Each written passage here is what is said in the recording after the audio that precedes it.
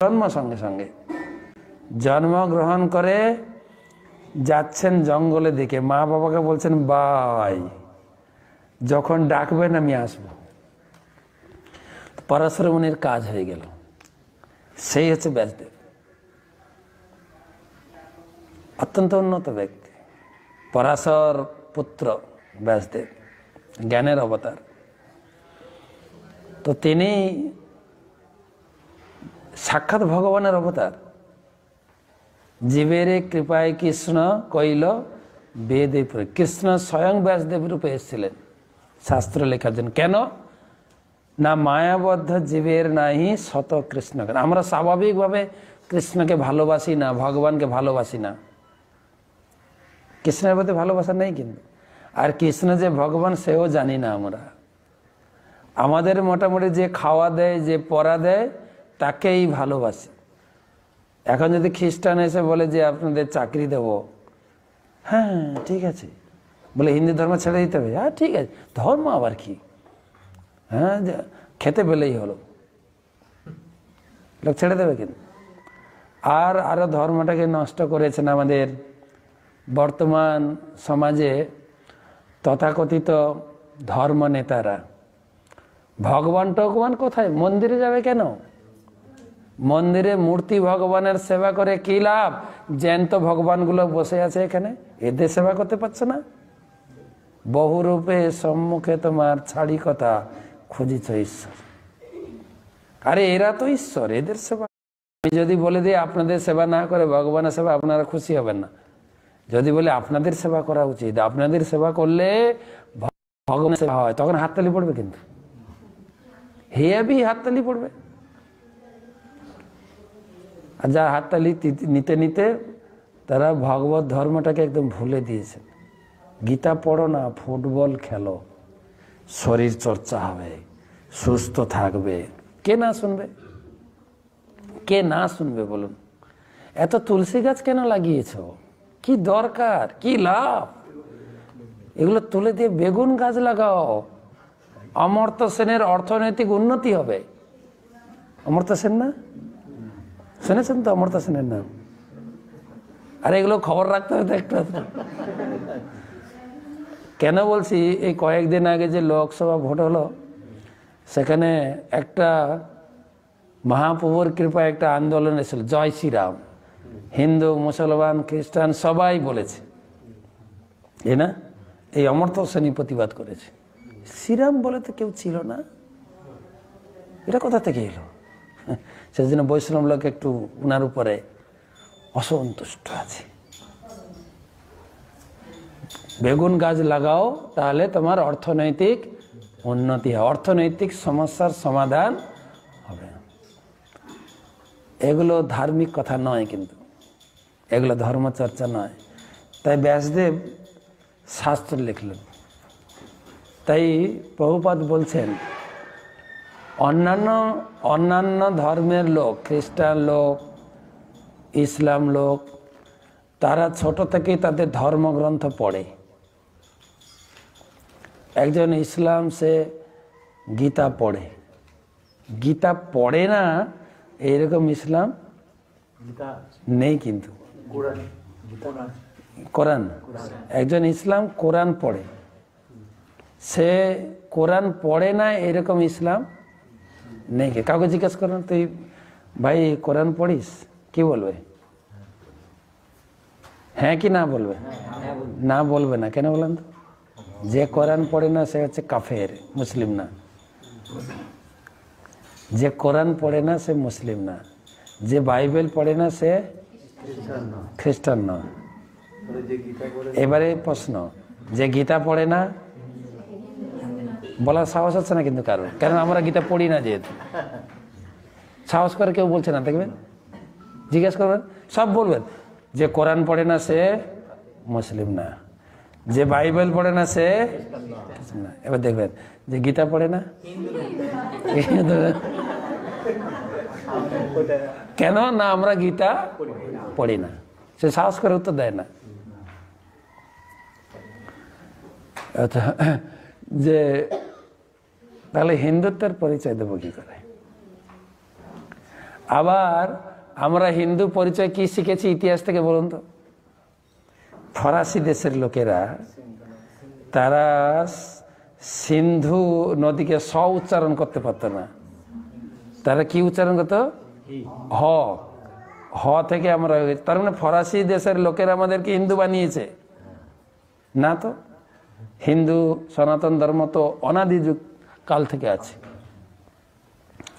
সেই জন্য প্রভুপাদ বললেন আমাদের 3টি গ্রন্থ, গীতা, ভাগবত, চৈতন্য চরিতামৃত।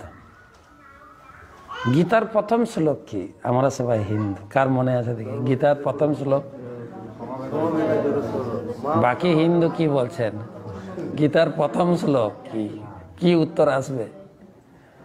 গীতার প্রথম শ্লোক, গীতার প্রথম শ্লোক হচ্ছে ধর্মক্ষেত্রে কুরুক্ষেত্রে সমবেতা যুযুৎসব মামকা পাণ্ডবৈশ্চৈব কিম অকুর্বত সঞ্জয়। ধর্মক্ষেত্রে, এর উত্তর হচ্ছে তুমি ধর্ম করতে চাইছো, গীতা পড়ো। গীতার প্রথম ওয়ার্ড হচ্ছে ধর্ম। গীতা না পড়লে তুমি ধর্মের ধও বুঝবে না। পূজা করছি অনেক, পাড়ায় অনেক পূজা হচ্ছে, দোল পূর্ণিমা হবে, কি বলে অষ্টম প্রহর, 24 প্রহর, 72 প্রহর অনেক হয়। বা বর্ধমানে অনেক সময় দেখি কি বলে ভাগবত সভাও হয়, অনেক মাড়োয়ারি লোক আছে, ভাগবত সপ্তাহ, ভাগবত দার্শনিক প্রবচন একজন আসেন বৃন্দাবন থেকে, প্রেম মন্দির থেকে, দার্শনিক প্রবচন অনেক দেখি। তারপরে পূজা, দুর্গা পূজা, কালী পূজা, সড়ক পূজা প্রচুর। কিন্তু আমাদের ভিতরে নাস্তিক বেশি। অন্যান্য ধর্মে এত উৎসব নেই, কিন্তু খ্রিস্টানদের উৎসব কোথায়? 25শে ডিসেম্বর থেকে 1 জানুয়ারি শেষ। ইসলামদের এই 1-2 মাস রোজা করে বাস। হিন্দুদের পরব বেশি, 13 কি বলে 12 মাসে 13 পর্ব, আরো বেশি। কিন্তু আমাদের ভিতরে নাস্তিক বেশি। কেননা আমরা পরব করি ফুর্তি করার জন্য। দুর্গাপূজা আসছে, জামা কাপড় পরবো, পুরো ম্যাচিং, তাই না? একদম কান থেকে শুরু করে একদম পা পর্যন্ত ম্যাচিং থাকতে হবে। উৎসবটা করি, কিন্তু কেন করি, কিভাবে কেন করা হয় তো কেউ, কেন ধর্ম করব, কোন দেবীকে, কোন দেবতাকে, কোন ভগবানকে কিভাবে পূজা করব, কোথা থেকে শিখব, কোথা থেকে শিখব? আমরা এখানে আমাদের বর্ধমান কিসের জন্য বিখ্যাত, দুর্গাপুর কি, পশ্চিমবঙ্গটা কি, কলকাতা কি, এগুলো আমরা বই পড়ে শিখছি। তাই ধর্মটা বই পড়ে শিখতে হবে না? শুধু ঠাকুমা দিদারা ঘরে বসে ওই একটু অষ্টতর শত নাম পড়বে, না না না না না না না না না না না, বাস, বা 2-4টা গীতার শ্লোক পড়বে, বাস, ধর্মচর্চা হয়ে গেল। কি ধর্মটাও একটা শিক্ষা, ধর্মটা একটা বিজ্ঞান, ধর্ম। সেই জন্য গীতার প্রথম শ্লোক হচ্ছে ধর্মক্ষেত্রে, ধর্মক্ষেত্রে। আরেকটা বোঝানো হয়েছে ক্ষেত মানে কি? জমি না? ক্ষেত মানে কি বলে? হ্যাঁ, আলুর ক্ষেত, ধানের ক্ষেত, গমের ক্ষেত, সবজির ক্ষেত। সবজির ক্ষেতে সবজি, ধানের ক্ষেতে ধান, আলুর ক্ষেতে আলু, তাই তো? ভগবান বলছেন এইটা একটা ক্ষেত। শরীরটা হচ্ছে 13 অধ্যায় গিয়ে বলবেন, ক্ষেত্র ক্ষেত্র গয়োর জ্ঞাপী, 13 অধ্যায়। এই শরীরটা একটা ক্ষেত। কিসের ক্ষেত? ধর্মের ক্ষেত। এই শরীরটা কিসের ক্ষেত? ধর্মের ক্ষেত। এবারে এটা দিয়ে আমি ধর্ম যাজন করব। ধর্মক্ষেত্রে কুরুক্ষেত্রে সমবেতা যুযুৎসব। তাই যদি ধর্ম করতে চান গীতা পড়ুন। গীতা, গীতা পড়লে কি জানবেন না? ভগবানকে, দেবদেবীকে জানতে পারবেন, মানুষকে, এই বিভিন্ন বিষয়গুলো জানা যাবে। যেরকম ঈশ্বর, দেবদেবীরাও ঈশ্বর, কিন্তু ঈশ্বরকে ইংরেজিতে বলা হয় কন্ট্রোলার। যেরকম আপনি যদি বাড়ির কর্তা হন, আপনিও বাড়ির ঈশ্বর। আমাদের দিদি হচ্ছেন পশ্চিমবঙ্গের ঈশ্বর, দাদা হচ্ছেন ভারতের ঈশ্বর। ঠিক সেই রকম বৃষ্টির ঈশ্বর, বাতাসের ঈশ্বর, বাতাসের পবনদেব, বৃষ্টির ইনচার্জ, হ্যাঁ, ইন্দ্র। তো তারা হচ্ছেন ঈশ্বর। তারা বছরে একবার করে আসেন এখানে পুজো নেওয়ার জন্য। যেরকম দিদি আসবেন ভোট নেওয়ার জন্য, এরপরে আসবেন, এখন ঘন ঘন আসবেন। আগে এত না আসলেও এখন ঘন ঘন আসবেন, ঠিক আছে? আর কিসে আসবেন? গাড়িতে না, বিমানে আসবেন, কি বলে, হেলিকপ্টারে আসবেন। আর দেবদেবীরা হেলিকপ্টার করে আসেন, বছরে একবার আসেন, তিথি ধরে আসেন।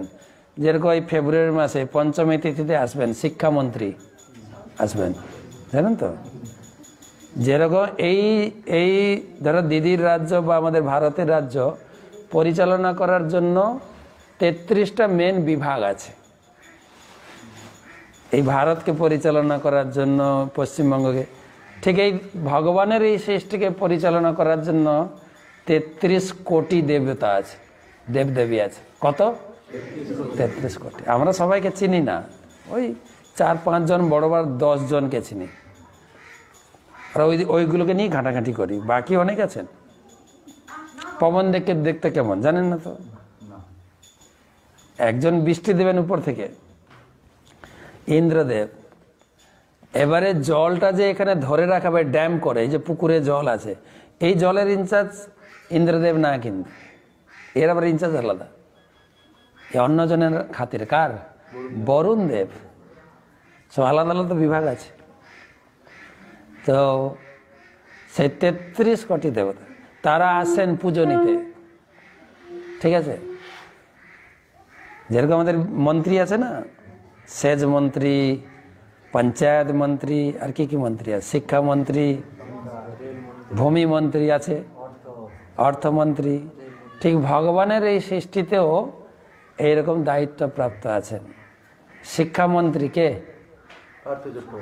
না, মা সরস্বতী। মা সরস্বতী আসবেন পুজো নিতে বসন্ত পঞ্চমীতে, ওনার তিথি ধরে আসেন। মা লক্ষ্মী আসেন পুজো নিতে, অর্থমন্ত্রী আসেন তো পুজো নিতে লক্ষ্মী পূর্ণিমাতে। ভূমি মন্ত্রী জানেন কে? ভূমি মন্ত্রী মা দুর্গা। ভূমি মন্ত্রী বড় বড় জমিদাররা পুজো করতেন, তারাই পুজো করতেন। শারদীয় পূজা রাজারা, তারা পুজো করতেন। ভূমি মন্ত্রী উনি আসেন, উনি তো পুরো পরিবার নিয়ে আসেন, উনি আবার একা আসেন না, পুরো পরিবার। ওনার পরিবারটা আবার ভিন্ন ধরনের। ওনার পরিবার শাস্ত্রে বলা আছে ভিন্ন। একজনের একটা গাড়ি, অন্যজনের খাদক, বুঝছে না? যেরকম মায়ের গাড়ি হচ্ছে সিংহ, আর বাবার গাড়ি হচ্ছে, একে অপরের সিংহ ধরে খায়। আচ্ছা, ময়ূর আছে কার জন্য? হ্যাঁ, একদম ময়ূরে বসে আছেন সবসময় কারগিলে যাওয়ার জন্য। ওনার দায়িত্ব হচ্ছে সেনাপতি, কমান্ডার, দেব সেনাপতি। যেখানে যেখানে যুদ্ধ বাজবে ওনার বিএসএফ নিয়ে দৌড়াবেন ওনার টিম। তো ওনার বাহন হচ্ছে ময়ূর, না ময়ূর।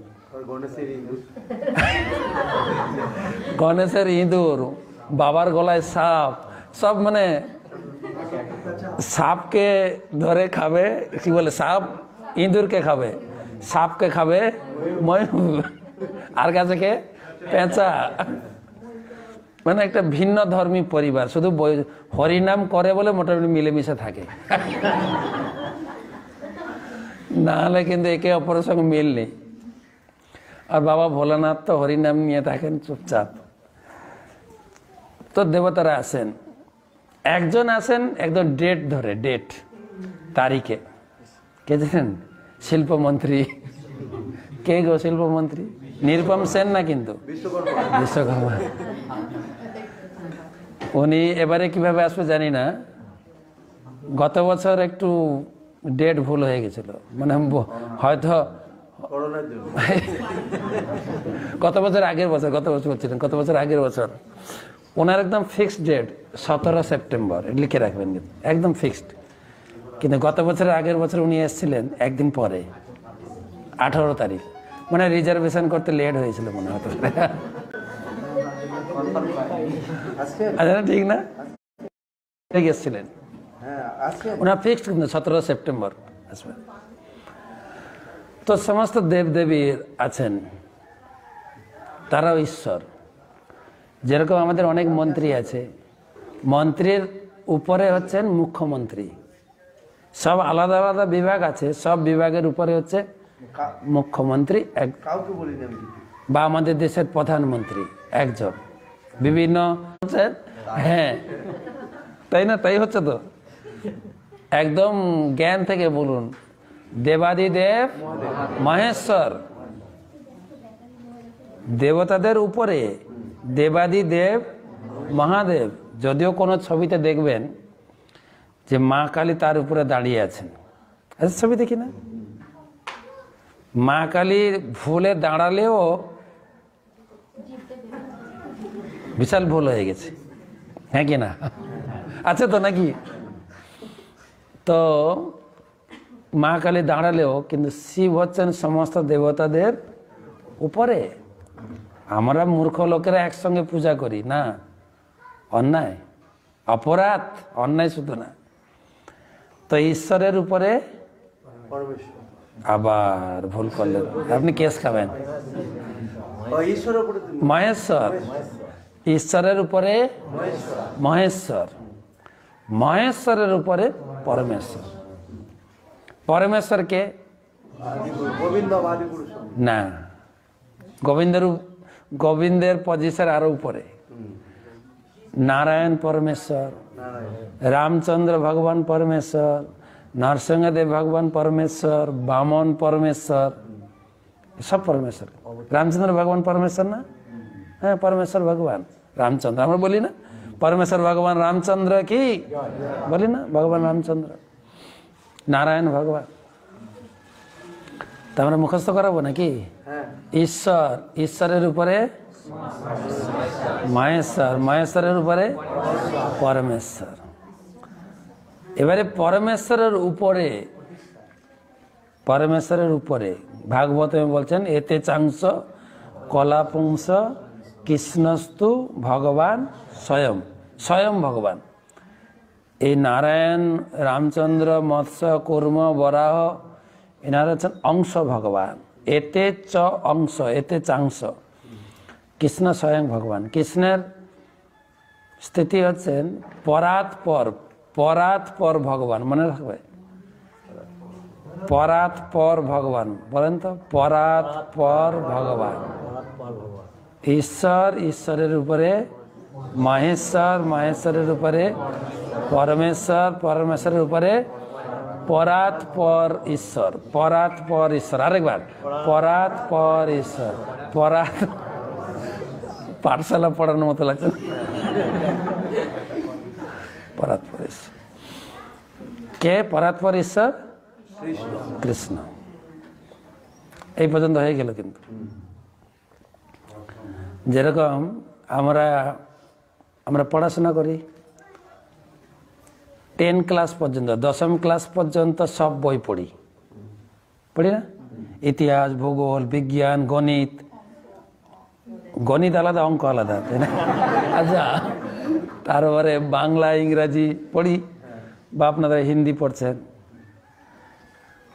কিছু আবার সংস্কৃত মাঝখানে ঢুকে মনে হয়, আমার আমলে ছিল, দেখলাম 6, 7, 8 মনে হয়, 7, 8 সংস্কৃত এখন আছে মনে হয়, 7, 8 সংস্কৃত, এইগুলো পড়েছি। কিন্তু 10 ক্লাসের পরে ভাগ হবে, কিন্তু তুমি সায়েন্স পড়বে না আর্টস পড়বে না কমার্স পড়বে। আমরা তো যখন পড়তাম খুব শর্টকাটে বলতাম, হ্যাঁ সায়েন্স কম, কমার্স না, কম কম আর ভগাস। আর্টসটা অনেক পড়তে হয়, তো আমরা সব আর্টসের ছেলেদের সঙ্গে লড়াই করতাম, অনেক বড় বড় বই। সায়েন্সের এত নেই, শুধু খালি ফর্মুলা ফেললেই হলো। তো ঠিক সেই রকম আমরা সবার পুজো করতাম, দুর্গা, কালী, শিব, কৃষ্ণ, রামচন্দ্র। দুর্গা কালীও পুরানো সেকালের, এখন নতুন কে এসছেন দেখুন। ঠাকুর রামকৃষ্ণ দেব এসছেন, ঠাকুর অনুকূল চন্দ্র এসছেন, আরো কি বলে বাবা রনে জনে বঙ্গলে, কি বলে রনে জনে রনে, আরে রনে বনে জঙ্গলে, যেগুলো এখন নেই কিন্তু। ঠিক আছে, যে সামনে এসছেন নমো নমো নমো নমো নমো নমো নমো নমো। কারণ হিন্দুদের এখন কালচার হয়ে গেছে, এখন হাত জোড় হয় না, কিন্তু হাত জোড় হয় না এখন।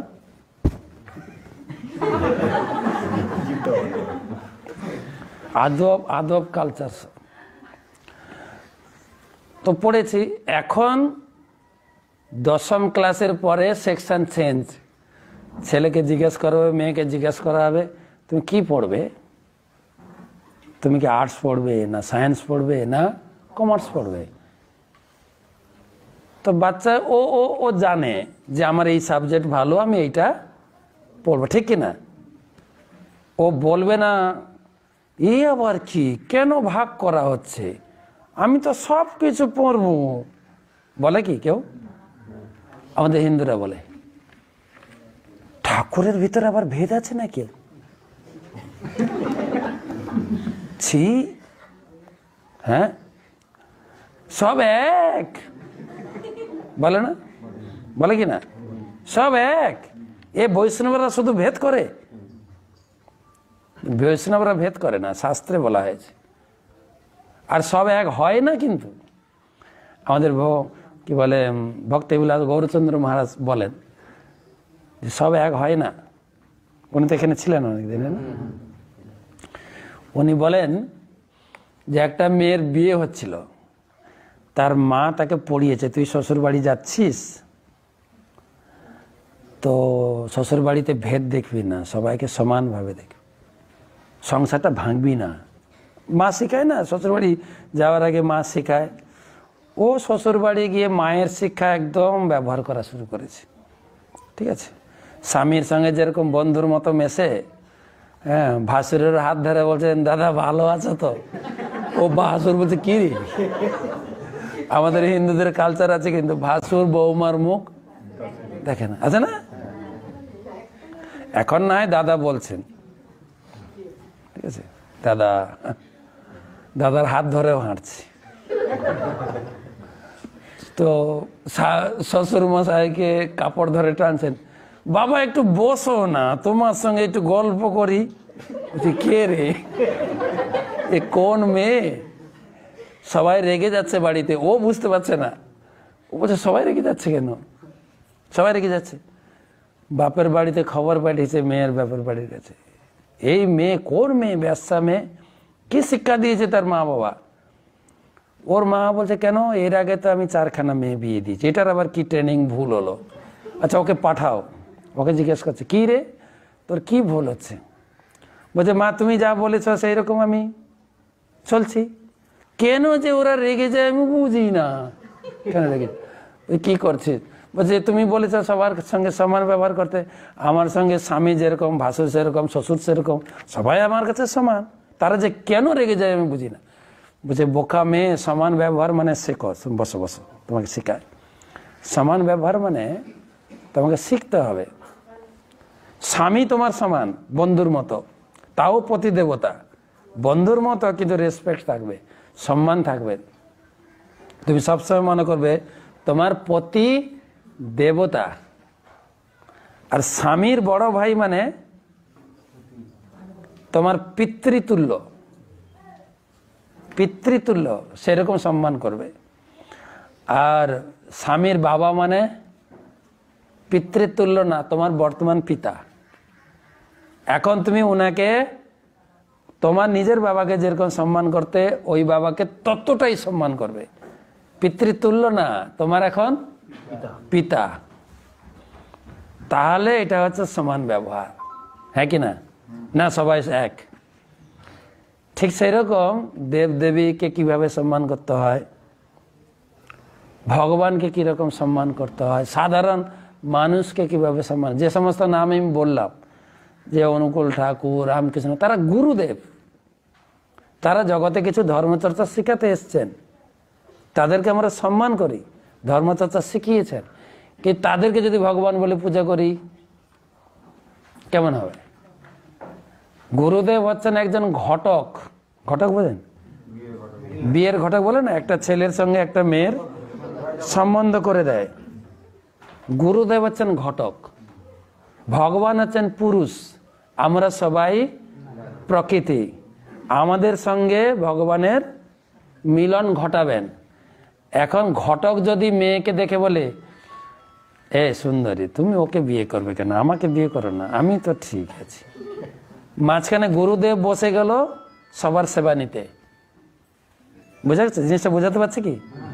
যার জন্য এখানে হচ্ছে অসুবিধা। তো সেই জন্য আমরা কতদূর পর্যন্ত গিয়েছিলাম? এইচএস পাস করলাম মনে হয় না? মানে ঈশ্বর, ঈশ্বর, ঈশ্বরের পরে মহেশ্বর, মহেশ্বরের পরে পরমেশ্বর, পরমেশ্বরের পরে কার মনে আছে দেখি? পরাৎ পর ঈশ্বর কে? কৃষ্ণ। কৃষ্ণ। এবার আপনার এইচএস পাস হলো এই পর্যন্ত।